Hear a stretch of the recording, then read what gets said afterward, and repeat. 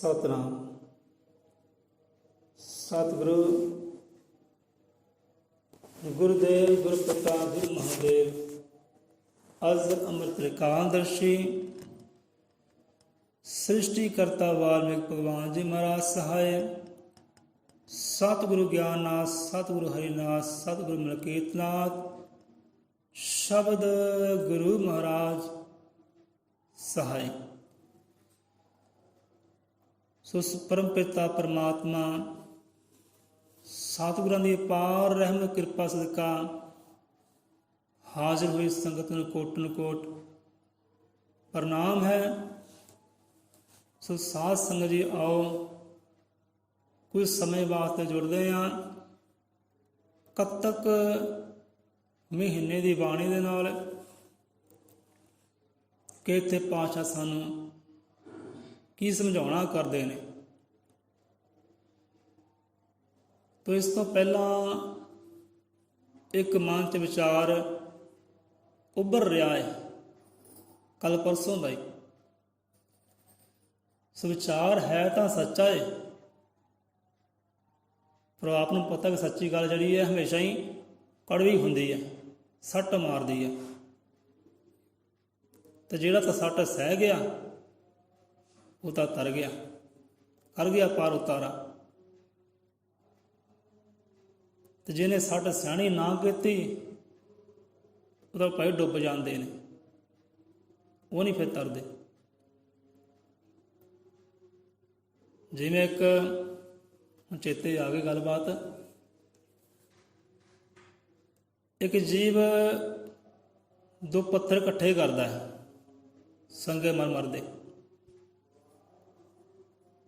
ਦੋ ਪੱਥਰ ਲੈਂਦਾ ਹੈ ਤੇ ਲੈ ਕੇ ਜਾਂਦਾ ਹੈ ਇੱਕ ਕਾਰੀਗਰ ਕੋ, ਸੰਗ ਤਰਾਸ਼ ਕੋ ਲੈ ਕੇ ਜਾਂਦਾ ਹੈ, ਜਿਹੜਾ ਉਸ ਪੱਥਰ ਨੂੰ ਤਰਾਸ਼ਦਾ ਹੈ। ਤਰਾਸ਼ ਕੇ ਉਹਦੇ ਵਿੱਚੋਂ ਇੱਕ ਮੂਰਤ ਪ੍ਰਗਟ ਕਰ ਦਿੰਦਾ ਹੈ, ਸੱਟਾਂ ਮਾਰ ਮਾਰ ਕੇ, ਥੋੜੇ ਮਾਰ ਮਾਰ ਕੇ, ਛੈਣੀਆਂ ਮਾਰ ਮਾਰ ਕੇ ਉਸ ਸੰਗਮਰ ਪੱਥਰ 'ਚੋਂ ਇੱਕ ਮੂਰਤ, ਇੱਕ ਦੇਵਤਾ ਪ੍ਰਗਟ ਕਰ ਦਿੰਦਾ ਹੈ। ਰੱਬ ਦਾ ਭਗਤ ਪੁਜਾਰੀ ਉਹ ਪੱਥਰ ਲੈਂਦਾ ਹੈ ਤੇ ਕਾਰੀਗਰ ਕੋ ਜਾਂਦਾ ਹੈ, ਸੰਗਤ ਰਾਜ ਕੋ ਜਾਂਦਾ ਹੈ ਕਿ ਭਾਈ ਇਹਦੇ ਵਿੱਚੋਂ ਫਲਾਣੇ ਦੇਵਤੇ ਦੀ ਤੁਸੀਂ ਮੂਰਤ ਕੱਢ ਦਿਓ। ਹੁਣ ਦੇਖੋ ਹੈ ਤਾਂ ਕਹਾਣੀ ਹੈ, ਸਮਝਾਉਣ ਲਈ ਕਥਾ ਕਹਾਣੀ ਹੈ। ਹੁਣ ਪੱਥਰ ਕਿਹੜਾ ਬੋਲਦੇ ਆ। ਹੁਣ ਪੱਥਰ ਲਿਆ ਸੰਗਤ ਰਾਜ ਨੇ ਤੇ ਪੱਥਰ ਨੇ ਕਹਿਣਾ ਕੀਤਾ ਕਿ ਭਾਈ ਮੈਨੂੰ ਸੱਟ ਨਾ ਮਾਰੀ, ਮੈਂ ਸੱਟ ਸਹਿਣ ਜੋਗਾ ਨਹੀਂ ਹੈ, ਮੈਂ ਨਹੀਂ ਚਾਹੁੰਦਾ ਕਿ ਤੁਸੀਂ ਮੇਰੇ ਅੰਦਰੋਂ ਉਹ ਮੂਰਤ ਪ੍ਰਗਟ ਕਰੋ ਕਿਉਂਕਿ ਮੈਂ ਸੱਟ ਸਹਿ ਨਹੀਂ ਸਕਦਾ। ਤਾਂ ਕਾਰੀਗਰ ਨੇ ਕੀਤਾ ਕਿ ਸੰਗਤ ਰਾਜ ਨੇ ਕੀਤਾ ਕਿ ਪੱਥਰ ਸਾਈਡ 'ਤੇ ਰੱਖ ਦਿੱਤਾ ਕਿ ਨਹੀਂ ਭਾਈ ਆਹ ਪੱਥਰ ਜਿਹੜਾ ਇਹ ਸੱਟ ਸਹਿਣਾ ਮਨਜ਼ੂਰ ਨਹੀਂ ਕਰਦਾ ਤੇ ਆਪਾਂ ਸੱਟ ਕਿਉਂ ਦੇਣੀ ਇਹਨੂੰ, ਜੇ ਨਹੀਂ ਮੰਨਦਾ ਤਾਂ। ਦੂਸਰਾ ਪੱਥਰ ਲਿਆ ਹੈ, ਉਹਨੇ ਕਹਿਣਾ ਕੀਤਾ ਹਾਈ ਮੈਨੂੰ ਸੱਟ ਮਨਜ਼ੂਰ ਹੈ, ਜੀ ਸਦਕੇ ਮਾਰੋ ਤੇ ਮੇਰੇ ਅੰਦਰੋਂ ਉਹ ਦੇਵਤਾ ਪ੍ਰਗਟ ਕਰ ਦਿਓ, ਮੂਰਤ ਪ੍ਰਗਟ ਕਰ ਦਿਓ, ਮੈਂ ਸੱਟ ਸਹਿਣ ਲਈ ਤਿਆਰ ਹਾਂ। ਇੱਕ ਤਿਆਰ ਹੋ ਗਿਆ, ਇੱਕ ਤਿਆਰ ਨਹੀਂ ਹੋਇਆ। ਹੁਣ ਸੰਗਤ ਰਾਜ ਨੇ ਕੀਤਾ ਕੀ ਹੈ, ਥੋੜਾ ਲਿਆ ਹੈ, ਛਾਣੀ ਲਈ ਹੈ, ਸੱਟਾਂ ਮਾਰੀਆਂ, ਉਹਨੂੰ ਰਗੜਿਆ ਹੈ, ਧੋਤਾ ਹੈ, ਨਿਖਾਰਿਆ ਹੈ ਤੇ ਉਹਦੇ ਵਿੱਚੋਂ ਕਾਰਾਗਰੀ ਦਿਖਾ ਕੇ ਇੱਕ ਦੇਵਤਾ ਪ੍ਰਗਟ ਕਰ ਦਿੱਤਾ ਹੈ। ਤੇ ਜੋ ਵੀ ਆਉਂਦਾ ਹੈ ਉਹਨੂੰ ਸਲਾਮਾ ਕਰਦਾ ਹੈ, ਪੂਜਦਾ ਹੈ, ਨਮਸਕਾਰ ਕਰਦਾ ਹੈ। ਕੋਈ ਦੁੱਧ ਪਾਉਂਦਾ ਹੈ ਉੱਤੇ, ਕੋਈ ਘਿਓ ਪਾਉਂਦਾ ਹੈ, ਕੋਈ ਦਹੀਂ ਪਾਉਂਦਾ ਹੈ, ਕੋਈ ਜੋਤਾ ਜਗਾਉਂਦਾ ਹੈ ਸਾਹਮਣੇ। ਪੂਜਣ ਯੋਗ ਹੋ ਗਿਆ ਉਹ ਪੱਥਰ। ਪੁਜਾਰੀ ਨੇ ਚੱਕਿਆ ਤੇ ਲੈ ਗਿਆ। ਹੁਣ ਜਾਣ ਲੱਗੇ ਪੁਜਾਰੀ ਕਹਿਣ ਲੱਗਾ ਭਈ ਆਹ ਦੂਜੇ ਪੱਥਰ ਦਾ ਕੀ ਕਰੀਏ, ਲਿਆਂਦਾ ਤਾਂ ਇਹ ਬਹੁਤ ਕੀਮਤੀ ਸੀ, ਪੈਸਾ ਦੇ ਕੇ ਇਹਨੇ ਲਿਆਉਣਾ ਕੀਤਾ ਸੀ, ਇਹਦਾ ਹੁਣ ਕੀ ਕਰੀਏ। ਉਹ ਮਹਾਂਪੁਰਖ ਕਹਿਣ ਲੱਗੇ, ਸੰਗਤ ਰਾਜ ਕਹਿਣ ਲੱਗੇ ਭਾਈ ਇਹਨੂੰ ਵੀ ਲੈ ਜਾ, ਜਿੱਥੇ ਤੁਸੀਂ ਆਹ ਮੂਰਤੀ ਨੂੰ ਰੱਖਣਾ ਹੈ ਨਾ ਉੱਥੇ ਇਹਨੂੰ ਵੀ ਰੱਖ ਦਿਓ, ਇਹ ਤੁਹਾਡੇ ਨਾਰੀਅਲ ਤੋੜਨ ਦੇ ਕੰਮ ਆਏਗਾ। ਜਿਹੜੇ ਭਗਤ ਲੋਕ ਨਾਰੀਅਲ ਲੈ ਕੇ ਜਾਂਦੇ ਨਾ, ਇਹ ਨਾਰੀਅਲ ਤੋੜਨ ਦੇ ਕੰਮ ਆਏਗਾ, ਇਹਨੂੰ ਵੀ ਲੈ ਜਾਓ, ਸਾਡੇ ਕਿਹੜੇ ਕੰਮ ਦਾ। ਪੁਜਾਰੀ ਨੇ ਇੱਦਾਂ ਹੀ ਕੀਤਾ, ਉਹ ਮੂਰਤੀ ਵੀ ਲੈ ਗਿਆ, ਮੂਰਤੀ ਟਿਕਾਈ ਮੰਦਰ ਦੇ ਅੰਦਰ ਤੇ ਜਿਹਨੇ ਸੱਟ ਸੈਣੀ ਮਨਜ਼ੂਰ ਨਹੀਂ ਨਾ ਕੀਤੀ ਉਹਨੂੰ ਰੱਖਿਆ ਮੰਦਰ ਤੋਂ ਬਾਹਰ। ਤੇ ਭਗਤ ਜਨ ਤੇ ਨਾਰੀਅਲ ਤੋੜਨਗੇ, ਸੱਟਾਂ ਮਾਰਨਗੇ ਇਹਨੂੰ। ਤੇ ਭਗਤ ਪਿਆਰੇ ਇੱਦਾਂ ਹੀ ਆਉਂਦੇ, ਉਹ ਨਾਰੀਅਲ ਧੜਕਦੇ ਨਹੀਂ, ਉੱਥੇ ਪਾਉਂਦੇ ਨੇ, ਸੱਟ ਮਾਰਦੇ ਨੇ। ਇੱਦਾਂ ਰੀਤ ਚੱਲਦੀ ਜਾਈ।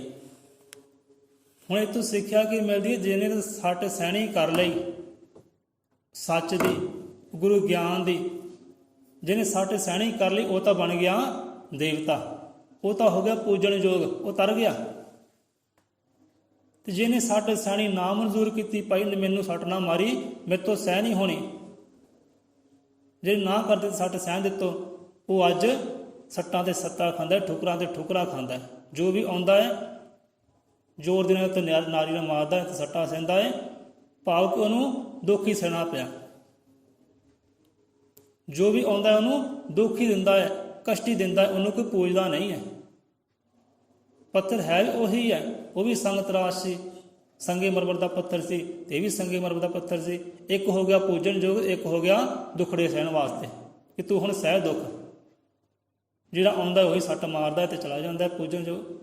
ਜਿਹੜਾ ਪੂਜਣ ਯੋਗ ਬਣ ਗਿਆ ਉਹਨੂੰ ਲੋਕੀ ਪੂਜਦੇ ਨੇ। ਸੋ ਬੰਦੇ ਦੀ ਵੀ ਇਹੀ ਹਾਲਤ ਹੈ, ਬੰਦਾ ਨਾ ਤਾਂ ਸੱਚ ਸੁਣਨਾ ਚਾਹੁੰਦਾ ਹੈ, ਨਾ ਸੱਚ ਬੋਲਣਾ ਚਾਹੁੰਦਾ ਹੈ, ਤੇ ਨਾ ਹੀ ਸੱਚ ਤੇ ਚੱਲਣਾ ਚਾਹੁੰਦਾ ਹੈ। ਕਿਉਂਕਿ ਸੱਚ ਦੀ ਸੱਟ ਜਿਹੜੀ ਹੈ ਤਾਂ ਜ਼ੋਰਦਾਰ ਹੀ ਹੈ, ਪਰ ਬੰਦੇ ਦੇ ਕਿਰਦਾਰ ਨੂੰ, ਬੰਦੇ ਦੇ ਜੀਵਨ ਨੂੰ ਤਬਦੀਲ ਕਰ ਦਿੰਦੀ, ਇਨਸਾਨ ਤੋਂ ਭਗਵਾਨ ਦੇਵਤਾ ਬਣਾ ਦਿੰਦੀ ਹੈ ਉਹ ਸੱਚ ਦੀ ਸੱਟ। ਸੰਤਾਂ ਰਹਿਬਰਾਂ ਗੁਰੂਆਂ ਪੀਰਾਂ ਨੇ ਸੱਟ ਸਹਿਣੀ ਕੀਤੀ ਹੈ ਤੇ ਦੇਵਤੇ ਬਣ ਗਏ, ਭਗਵਾਨ ਬਣ ਗਏ, ਰੱਬ ਬਣ ਗਏ। ਜਿਹਨੇ ਸੱਚ ਦੀ ਸੱਟ ਨਾ ਸਹੀ, ਉਹ ਦੁੱਖਾਂ ਜੋਗਾ ਰਹਿ ਗਿਆ, ਕਸ਼ਟਾਂ ਜੋਗਾ ਰਹਿ ਗਿਆ। ਇੱਥੇ ਵੀ ਦੁੱਖ ਤੇ ਰੱਬ ਦੇ ਦਰਗਾਹੇ ਵੀ ਦੁੱਖ, ਪੱਥਰ ਦੇ ਵਾਂਗ। ਇਹ ਸਿੱਖਿਆ ਮਿਲਦੀ ਹੈ।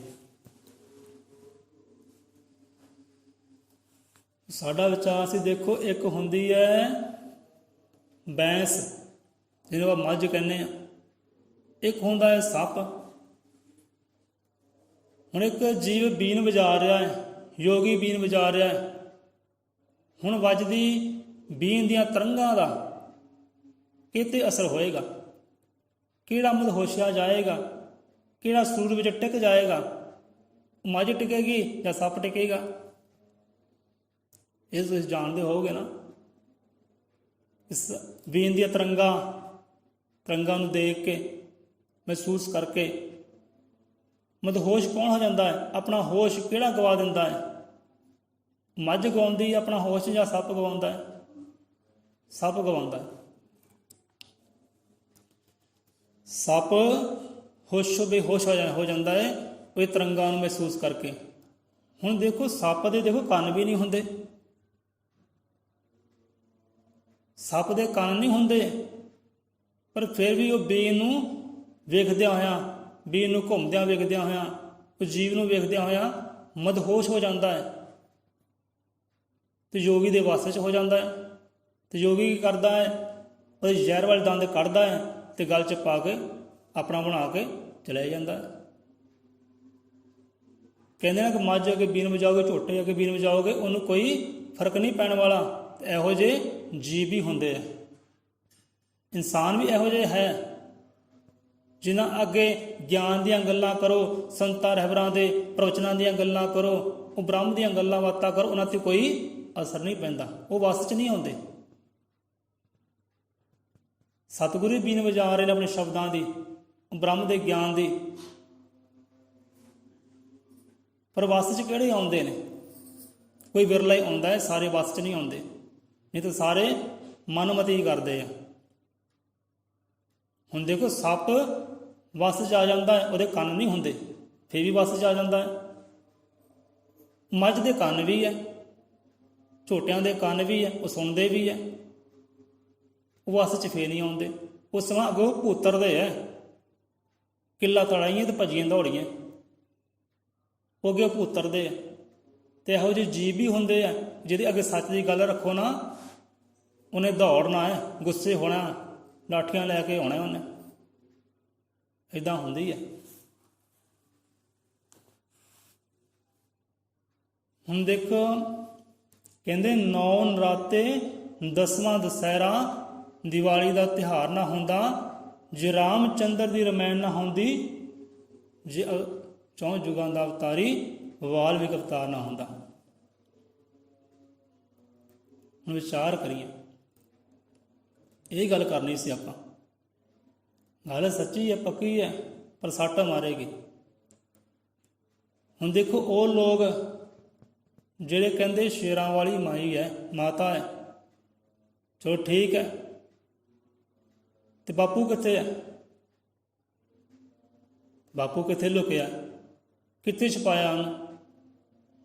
ਬਾਪੂ ਕਿਉਂ ਨਹੀਂ ਸਾਹਮਣੇ ਆਉਂਦਾ? ਸ਼ੇਰਾਂ ਵਾਲੀ ਮਾਈ ਤੇ ਮੇਰਾ ਵਾਲਾ ਸਾਈਂ ਕਿੱਥੇ ਹੈ?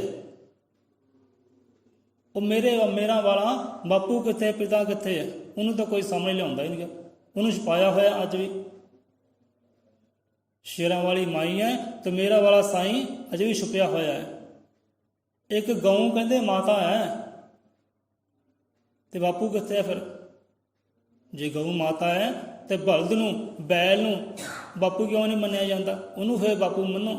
ਉਹਨੂੰ ਕਿਉਂ ਛੁਪਾਇਆ? ਉਹਨੂੰ ਪ੍ਰਗਟ ਕਰੋ। ਧਰਤੀ ਕਹਿੰਦੇ ਮਾਤਾ ਹੈ, ਤੇ ਬਾਪੂ ਕਿੱਥੇ ਹੈ?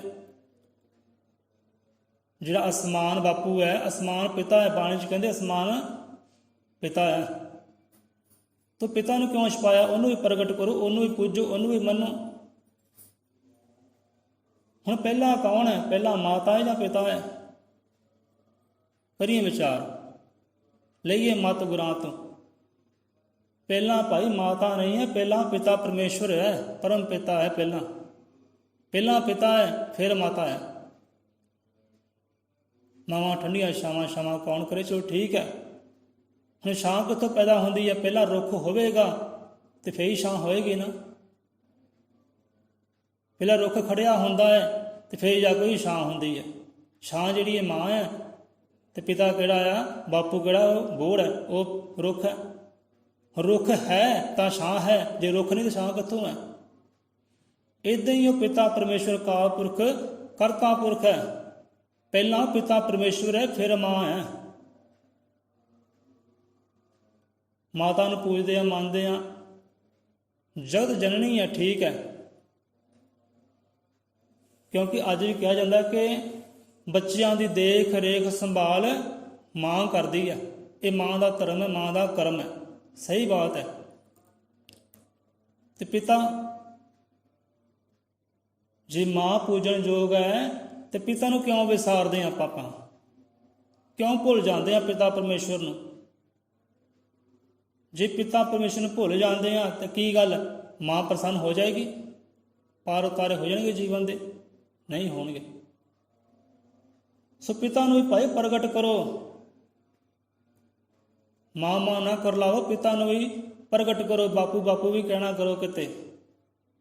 ਹੁਣ ਪਹਿਲਾਂ ਕਾਲ ਪੁਰਖ ਪਿਤਾ ਪਰਮੇਸ਼ਵਰ ਹੈ, ਉਹਨੇ ਆ ਸ਼ਕਤੀ ਨੂੰ ਸਿਰਜਣਾ ਕੀਤਾ, ਪ੍ਰਗਟ ਕੀਤਾ ਕਿ ਲੈ ਵੀ ਹੁਣ ਮੈਂ ਜੀਵਨ ਦੀ ਰਚਨਾ ਕਰ ਦਿੱਤੀ ਹੈ, ਸੰਸਾਰ ਦੀ ਰਚਨਾ ਕਰਤੀ, ਹੁਣ ਦੇਖ ਰੇਖ ਸੰਭਾਲ ਤੇਰੇ ਹੱਥ ਹੈ। ਇਹ ਸੇਵਾ, ਇਹ ਬੰਦਗੀ ਉਹ ਮਾਂ ਨੂੰ ਬਖਸ਼ਿਸ਼ ਕੀਤੀ ਸੀ। ਪਹਿਲਾਂ ਪਿਤਾ ਪਰਮੇਸ਼ਵਰ ਹੀ ਹੈ।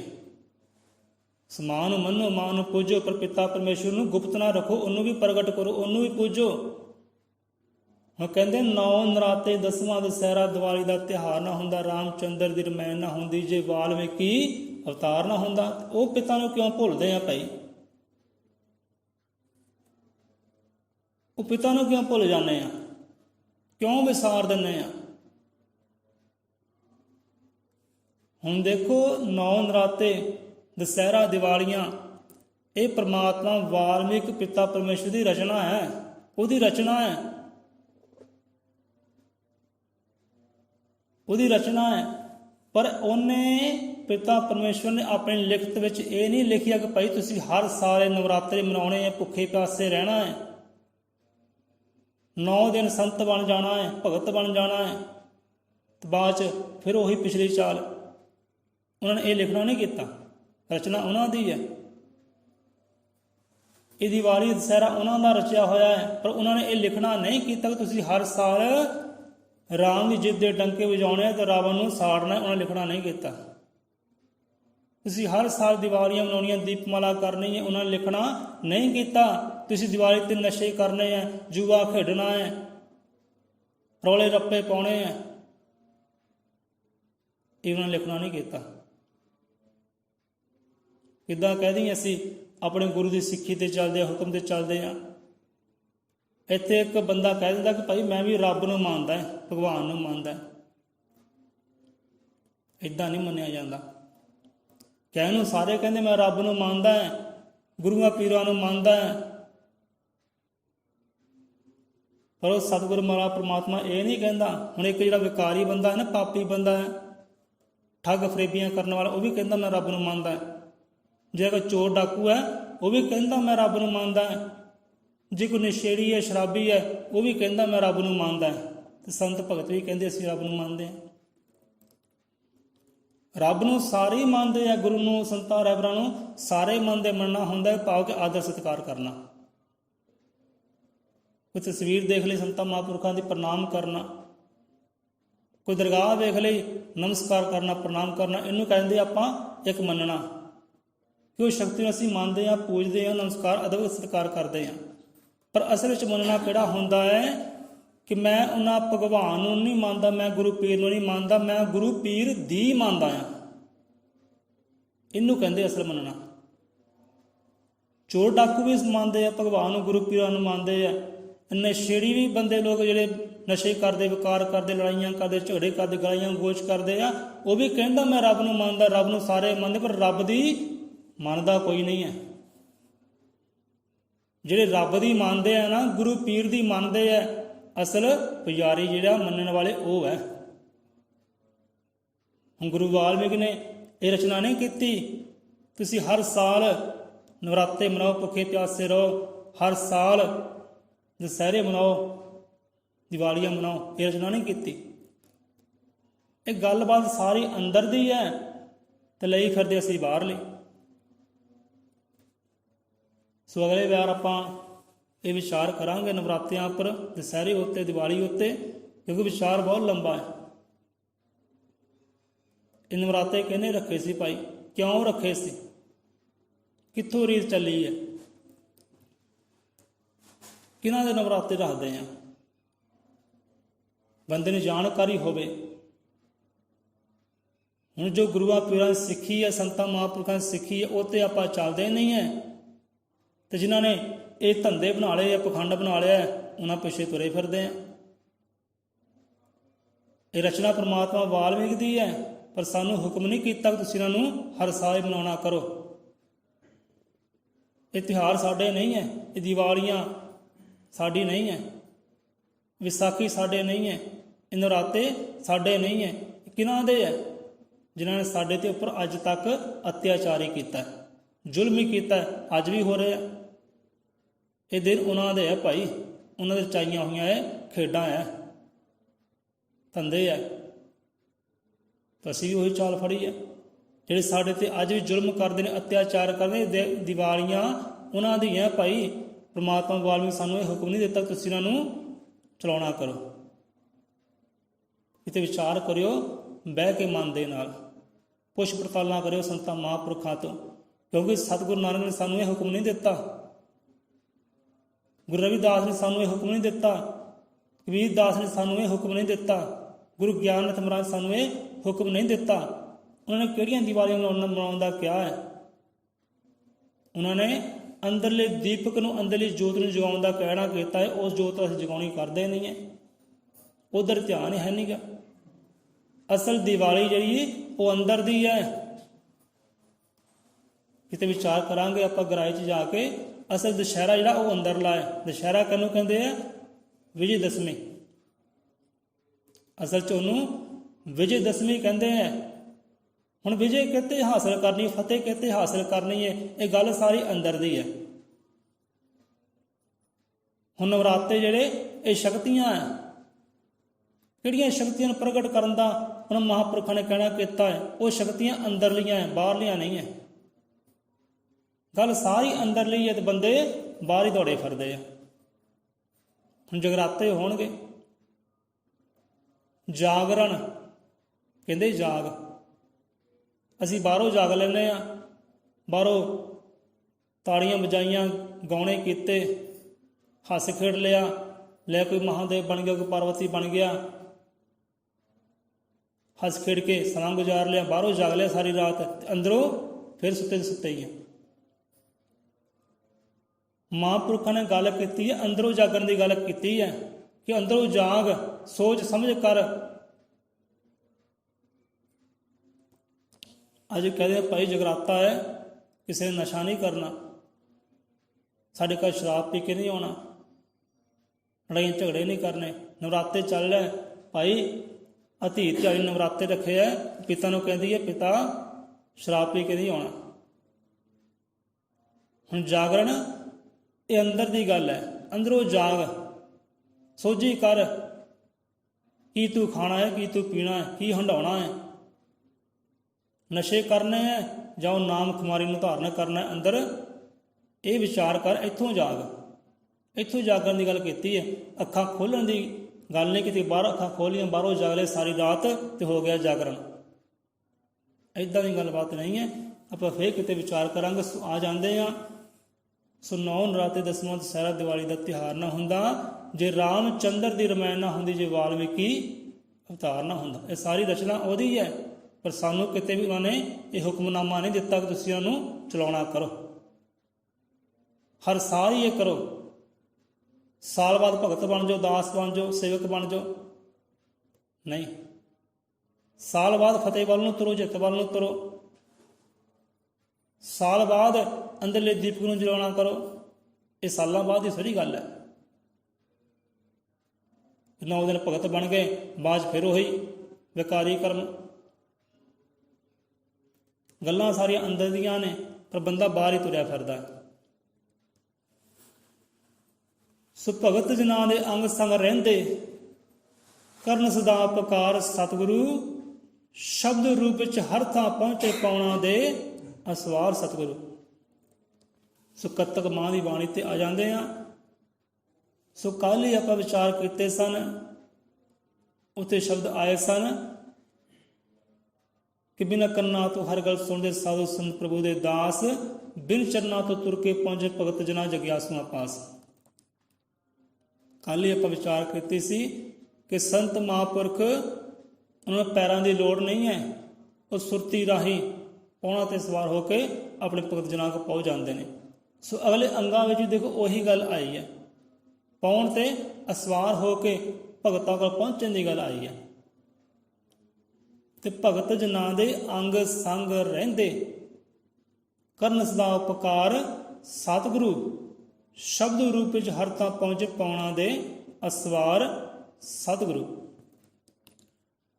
ਹੁਣ ਕੁਝ ਗੱਲਾਂ ਬਾਤਾਂ ਹੁੰਦੀਆਂ ਜੋ ਦੱਸਣ ਵਾਲੀਆਂ ਨਹੀਂ ਹੁੰਦੀਆਂ, ਜੋ ਮਹਿਸੂਸ ਕਰਨ ਵਾਲੀਆਂ ਹੁੰਦੀਆਂ। ਬੰਦਾ ਮਹਿਸੂਸ ਕਰ ਸਕਦਾ, ਦੱਸ ਬਿਆਨ ਨਹੀਂ ਕਰ ਸਕਦਾ।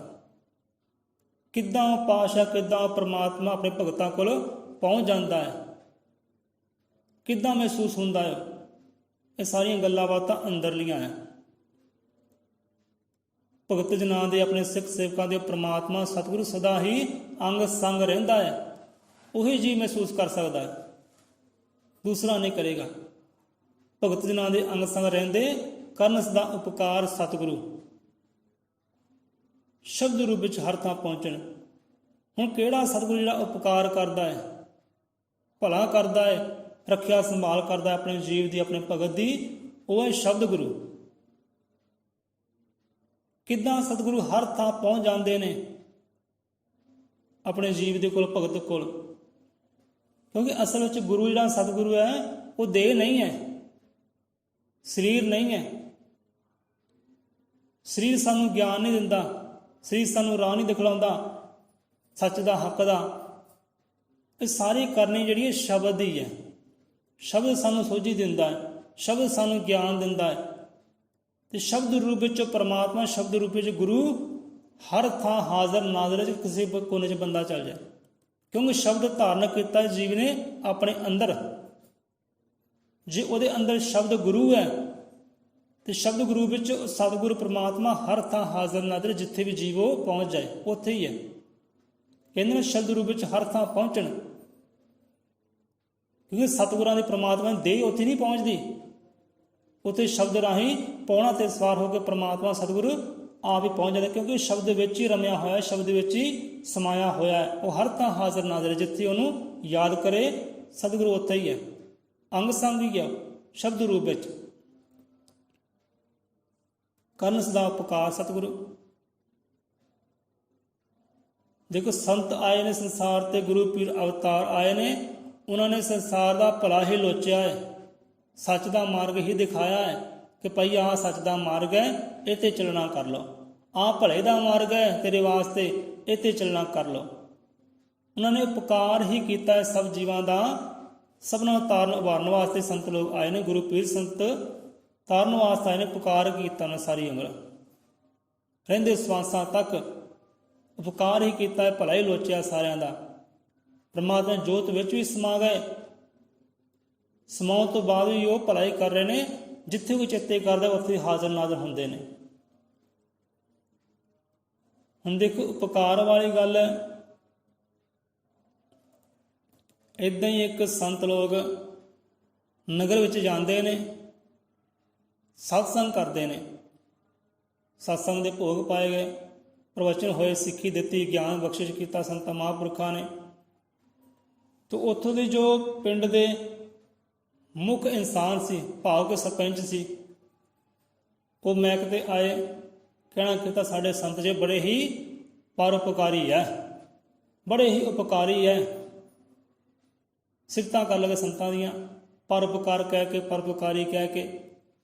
ਤੇ ਸੰਤ ਮਹਾਂਪੁਰਖ ਫਿਰ ਉੱਠੇ, ਫਿਰ ਮੈਕ ਤੇ ਆਏ ਕਿ ਨਹੀਂ ਪਿਆਰਿਓ ਭਗਤੋ, ਪਰਉਪਕਾਰ ਕੀ ਹੈ, ਉਪਕਾਰ ਕੀ ਹੈ, ਦੱਸਣਾ ਕੀਤਾ ਕਿ ਪਰਉਪਕਾਰ ਉਹਨਾਂ 'ਤੇ ਕੀਤਾ ਜਾਂਦਾ ਹੈ ਜਿਹੜੇ ਪਰਾਏ ਹੋਣ।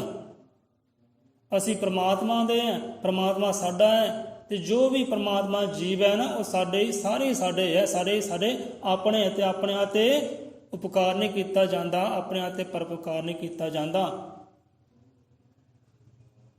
ਸਾਰੇ ਆਪਣੇ ਹੀ ਹੈ। ਕਿਸੇ 'ਤੇ ਅਸੀਂ ਪਰਉਪਕਾਰ ਨਹੀਂ ਕੀਤਾ, ਉਪਕਾਰ ਨਹੀਂ ਕੀਤਾ। ਜੋ ਸਾਡਾ ਕਰਮ ਹੈ, ਸਾਡਾ ਧਰਮ ਹੈ, ਉਪਗਾਉਣਾ ਕੀਤਾ। ਜੋ ਪ੍ਰਮਾਤਮਾ ਜੀਵ ਨੇ ਉਹ ਸਾਡੇ ਜੀਵ ਨੇ, ਜੋ ਪ੍ਰਮਾਤਮਾ ਦਾ ਪਿਆਰਾ ਹੈ ਉਹ ਸਾਡਾ ਪਿਆਰਾ ਹੈ, ਜੋ ਪ੍ਰਮਾਤਮਾ ਸੱਜਣ ਸਕਾ ਹੈ ਉਹ ਸਾਡਾ ਸੱਜਣ ਸਕਾ ਹੈ। ਅਸੀਂ ਕਿਸੇ 'ਤੇ ਕੋਈ ਵੀ ਪਰਉਪਕਾਰ ਨਹੀਂ ਕੀਤਾ। ਇਹ ਸੰਤਾਂ ਦਾ ਕਹਿਣਾ ਹੈ। ਪਰ ਸੰਤ ਸਾਰਿਆਂ ਦਾ ਭਲਾ ਲੋਚਦੇ ਨੇ, ਸਰਬ ਦਾ ਹੀ ਭਲਾ ਕਰਦੇ ਨੇ, ਉਪਕਾਰ ਕਰਦੇ ਨੇ ਸਭ ਜੀਵਾਂ 'ਤੇ। ਜੋ ਉਹਨਾਂ ਦੇ ਪਰਾਏ ਹੁੰਦੇ ਨੇ, ਜੋ ਉਹਨਾਂ ਨੂੰ ਆਪਣਾ ਨਹੀਂ ਮੰਨਦੇ। ਗੁਰੂ ਰਵਿਦਾਸ ਮਹਾਰਾਜ ਕਿੰਨਿਆਂ ਨੇ ਆਪਣਾ ਮੰਨਿਆ, ਬਹੁਤਿਆਂ ਨੇ ਆਪਣਾ ਨਹੀਂ ਮੰਨਿਆ, ਬਹੁਤਿਆਂ ਨੇ ਧਰਕਾਰਿਆ ਹੀ ਹੈ। ਪਰ ਉਹਨਾਂ ਦਾ ਵੀ ਰਹਿਬਰਾਂ ਨੇ ਭਲਾ ਹੀ ਕੀਤਾ ਹੈ, ਭਲਾ ਹੀ ਲੋਚਿਆ ਹੈ। ਸਤਿਗੁਰ ਨਾਨਕ ਦੇਵ ਮਹਾਰਾਜ ਇਹੋ ਜਿਹੇ ਜੀਵ ਹੋਏ ਨੇ, ਉਹਨਾਂ ਨੂੰ ਲੋਕਾਂ ਨੇ ਗਾਲੀ ਗਲੋਚ ਵੀ ਕੀਤਾ ਹੈ। ਪਰ ਜਿਨ੍ਹਾਂ ਨੇ ਗਾਲੀ ਗਲੋਚ ਕੀਤਾ ਨਾ, ਉਹਨਾਂ ਦਾ ਵੀ ਭਲਾ ਹੀ ਲੋਚਿਆ ਹੈ, ਭਲਾ ਹੀ ਮੰਗਿਆ ਹੈ। ਗੁਰੂਆਂ ਪੀਰਾਂ ਦੇਖੋ ਤੱਤੀਆਂ ਤਵੀਆਂ 'ਤੇ ਚੜ੍ਹਾਇਆ ਗਿਆ, ਸਜਾਵਾਂ ਦਿੱਤੀਆਂ, ਸਾਰੇ ਦੁੱਖ ਸਹਿ ਕੇ ਉਹਨਾਂ ਨੇ ਭਲਾ ਹੀ ਲੋਚਿਆ ਹੈ। ਰੱਬ ਤੁਹਾਡਾ ਭਲਾ ਹੀ ਕਰੇ।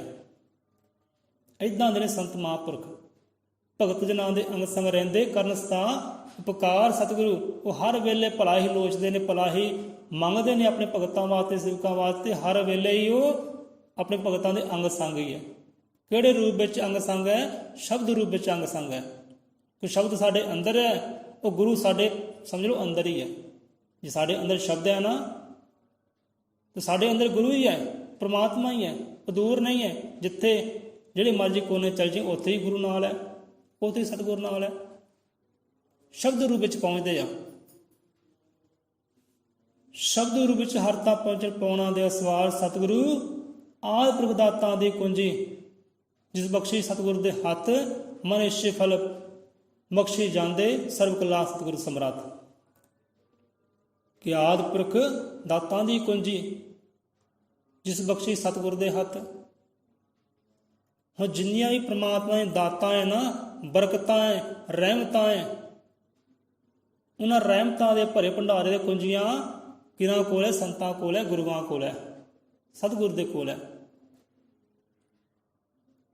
ਸੰਤ ਜਨਾਂ ਦੇ ਗਿਰਦੇ ਰਹਿੰਦੇ ਅਣਮਿਣੇ ਦਾਤਾਂ ਦੇ ਮੋਲ, ਚਾਬੀ ਦਿੱਤੀ ਹੱਥ ਸੰਤਾਂ ਦੇ ਆਦਿ ਪੁਰਖ ਈਸ਼ਵਰ ਅਨਮੋਲ। ਕੋਈ ਈਸ਼ਵਰ ਦੀਆਂ ਜੋ ਦਾਤਾਂ, ਜੋ ਅਨਮੋਲ ਦਾਤਾਂ ਹੈ ਨਾ, ਜੋ ਖਰੀਦੀਆਂ ਨਹੀਂ ਜਾ ਸਕਦੀਆਂ। ਉਹ ਅਨਮੋਲ ਦਾਤਾਂ ਦੀਆਂ, ਅਨਮੋਲ ਖੁਸ਼ੀਆਂ ਦੀਆਂ, ਅਨਮੋਲ ਰਹਿਮਤਾਂ ਦੀਆਂ ਕੁੰਜੀਆਂ, ਅਨਮੋਲ ਭੰਡਾਰੇ ਦੇ ਕੁੰਜੀਆਂ ਕਿਹਨਾਂ ਕੋਲ ਹੈ? ਉਹ ਸ਼ਬਦ ਗੁਰੂ ਦੇ ਕੋਲ ਹੈ, ਉਹ ਸਤਿਗੁਰੂ ਦੇ ਕੋਲ ਹੈ। ਜੇ ਤੁਸੀਂ ਚਾਹੁੰਦੇ ਹੋ ਕਿ ਪਰਮ ਆਨੰਦ ਨੂੰ ਹਾਸਲ ਕਰਨਾ ਹੈ, ਉਹ ਖੁਸ਼ੀਆਂ ਨੂੰ ਹਾਸਲ ਕਰਨਾ ਹੈ, ਪਰਮਾਤਮਾ ਰੂਪੀ ਮੰਜ਼ਿਲ ਨੂੰ ਹਾਸਲ ਕਰਨਾ ਹੈ, ਤਾਂ ਸ਼ਬਦ ਗੁਰੂ ਦੇ ਹੋ ਜਾਓ, ਉਹ ਸਤਿਗੁਰੂ ਦੇ ਹੋ ਜਾਓ। ਤੇ ਇਹੀ ਗੱਲ ਸਾਨੂੰ ਸੰਤਾਂ ਰਹਿਬਰਾਂ ਨੇ ਸਮਝਾਉਣੀ ਕੀਤੀ ਹੈ। ਤੁਸੀਂ ਪਿੱਪਲਾਂ ਬੋੜਾਂ ਨੂੰ ਪੂਜਣ ਦੀ ਬਜਾਏ, ਪੱਥਰਾਂ ਨੂੰ ਪੂਜਣ ਦੀ ਬਜਾਏ ਇੱਕ ਸ਼ਬਦ ਗੁਰੂ ਨੂੰ ਪੂਜਣਾ ਕਰ ਲਓ, ਕਿਉਂਕਿ ਪਰਮ ਸੁੱਖ ਪਰਮਾਨੰਦ ਗੁਰੂ ਪਰਮੇਸ਼ਰ ਉੱਥੇ ਹੀ ਹੈ, ਉਹ ਸ਼ਬਦ ਗੁਰੂ ਵਿੱਚ ਹੈ, ਉਹ ਸਤਿਗੁਰੂ ਦੇ ਕੋਲ ਹੈ।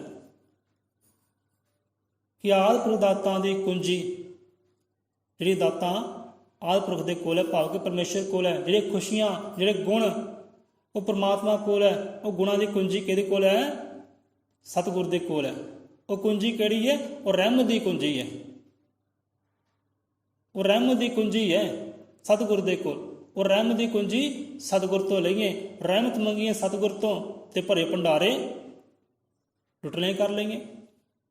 ਉਹ ਗੁਣ, ਉਹ ਪਰਮ ਸੁਖ ਪਰਮ ਆਨੰਦ ਮਾਨਣਾ ਕਰ ਲਈਏ, ਉਹਦੀ ਰਹਿਮਤ ਦੀ ਕੁੰਜੀ ਲੈ ਕੇ। ਮਨ ਇਛੇ ਫਲ ਬਖਸ਼ੀ ਜਾਂਦੇ ਸਰਬ ਕਲਾ ਸਤਿਗੁਰ ਸਮਰਾਤ।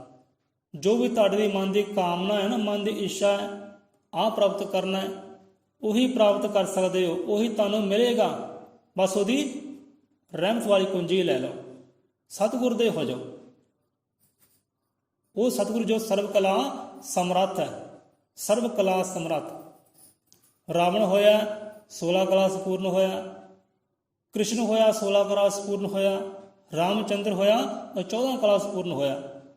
ਪਰ ਉਹ ਪਰਮਾਤਮਾ ਤੇ ਸਤਿਗੁਰੂ ਸਰਬ ਕਲਾ ਸਮਰੱਥ ਹੈ, ਹਰ ਕਲਾ ਦੇ ਮਾਲਕ ਹੈ, ਉਹ ਹਦਾਤਾਂ ਦੇ ਮਾਲਕ ਹੈ, ਹਰ ਗੁਣਾਂ ਦੇ ਮਾਲਕ ਹੈ। ਉਹਨਾਂ ਕੋਲ ਮੰਗੀਏ ਰਹਿਮਤਾਂ, ਰਹਿਮਤਾਂ ਵਾਲੀ ਕੁੰਜੀਆਂ ਮੰਗੀਏ ਤੇ ਭਰੇ ਭੰਡਾਰੇ ਲੁੱਟਣਾ ਕਰ ਲਈਏ। ਗੁਰ ਪਰਮੇਸ਼ਰ ਸਦਾ ਬਖਸ਼ਦੇ ਤ੍ਰੈ ਲੋਕੀ ਨੂੰ ਸ਼ਬਦ ਸਰੋਤ।